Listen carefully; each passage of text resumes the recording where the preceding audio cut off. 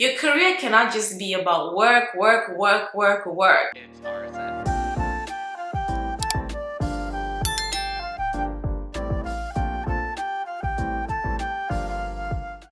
Welcome back to the Career Channel. So glad you made it here. If it's your first time stopping by, thank you for clicking this video. My name is Nicole Nyasha. I'm a certified professional recruiter based in Canada, and I share career-related content. Career goal setting is for everyone, whether you like your job or you don't. Setting goals help provide you with direction. So what are you doing? Why are you waking up every day? It provides you with clarity and motivation.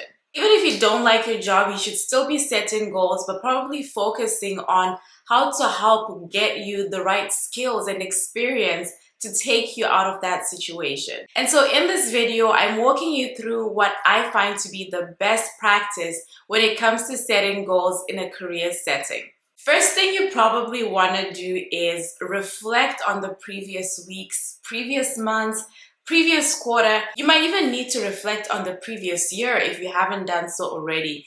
Do what you gotta do. I think I say this in every planning video, but if you don't know where you're coming from, you don't know where you stand, how do you want to take the next step to go further? The big question you need to be asking yourself is, where are you starting from? I had a really busy Q1. A lot of things happened. It was super action-packed and exciting. I had a lot of major wins that I cannot share online because they're very specific to my job, specific to the organization that I work for. But I also identified some learning opportunities, areas that I did not do well, and I do need to work on as we move into quarter two, particularly when it comes to my personal brand. I showed up internally, but I didn't do a great job showing up externally the way I would have liked to. For example, I think I probably only posted on LinkedIn 2, 3, at best 4 times in the past 3 months. And that's not good if one of my goals is to build my personal brand. And I just looking at, the reflection I've done, I can already point it back to the fact that I didn't do a great job setting a concrete plan for that particular category. I remember there are times I would wake up, I want to post on LinkedIn, but I'm not sure what I should post. Or maybe I know what I should post, but I didn't develop the post further because I'm just like, okay, this is too much work. Let me just leave it and get back to doing something else. Whereas if I had set a concrete plan, it would have just been a matter of, okay, this is what I'm posting today, let's get to it. And this is why I'm always stressing the importance of setting an action plan, because in my world, if there's no plan for it, it's not gonna get done. This is a prime example. Once you're done reflecting, you can then start setting goals. Goals in the context of career can be broken down into so many different categories, and these are clearly outlined in the career planner linked in the description box. But for the purpose of this video, I'm going to share 3 that I think are amongst the key ones and you should definitely be focusing on. The biggest tip I have when it comes to your goals is to involve your director or your manager or whoever it is that you report to. Because if your manager's direction is east, you really have no business going west. That's not going to help you. One of the best ways to get ahead in corporate is to support your higher up and their higher up's cause. So for the 3 types of goals you should definitely be focusing on, the first one is role specific. So these are performance related goals. What is your company, your business unit, department, team, manager's mandate? What are they trying to achieve this quarter? What are they trying to achieve this year? That needs to be your focus. Next would be development specific goals. What's next for you? What are the next steps you want to take to grow? What skills do you need to learn? Are there any certifications or learnings you need to add to your belt? That's what you're thinking about here. Your career cannot just be about work, work, work, work, work. You need to grow and be challenged. And so you need to set goals that will challenge and help you grow.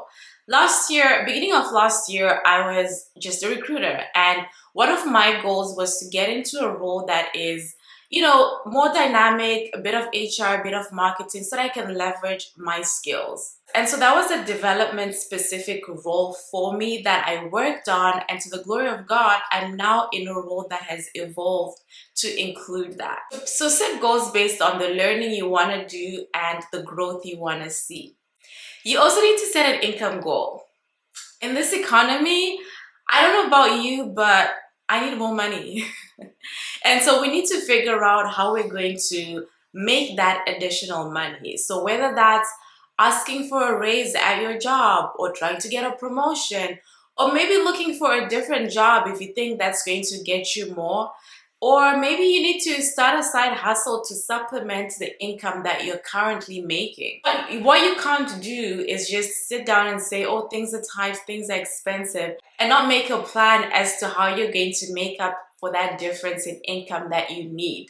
Like I mentioned, I use a career planner. I'll link it in the description box. But I find that this has really helped to keep me organized over the past couple of years. Gives me guidance in terms of the types of goals that I should be focusing on and staying on track. Another category when it comes to goals that I really need to develop further is with my work habits. And with my work habits, something that I really want to do this new quarter is track my tasks and track the work that I'm doing, because I found myself busy a lot of times. I'm so busy, I'm doing this, I'm doing that. But when I pause and just look at the work that I'm doing, there's some sort of disconnect between the work that I'm doing and the goals that I've set and where I'm trying to go. And so tracking my tasks is really going to help me stay on track with the goals that I want to achieve. And this is like a tip for anybody. If you've set goals, make sure that the work you're doing on a day-to-day basis is supporting or is leading you forward towards those goals. I mean, every now and again, we will all have tasks that are like really ad hoc, but for the most part, make sure that your core tasks are aligned with your goals. So by setting it as a goal, it's gonna help me stay on track. With my work habits, I also want to do a better job of highlighting my accomplishments.